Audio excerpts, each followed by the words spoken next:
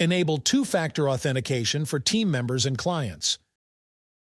Enabling two-factor authentication enhances account security and significantly reducing the risk of unauthorized access.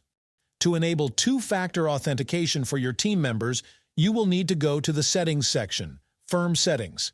Scroll down and you will see a section for two-factor authentication.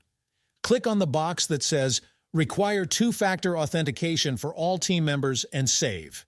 Then, once a team member logs into their respective accounts, an authentication notification will appear prompting them to add their password. After hitting Submit, they will be directed to Step 1. A new window will appear and instruct them on the next steps they need to take. They will need to download an authentication app on their phone. In Step 2, they will need to scan a QR code with their app, which will show a temporary numeric code.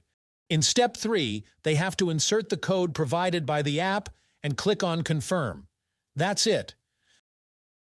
Now, every time they enter the portal, they will be asked to enter a new code from the app.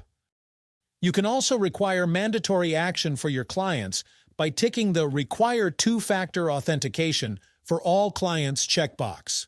Once enabled, clients will be prompted to set up two-factor authentication following the same process as team members. This ensures an additional layer of security for their accounts.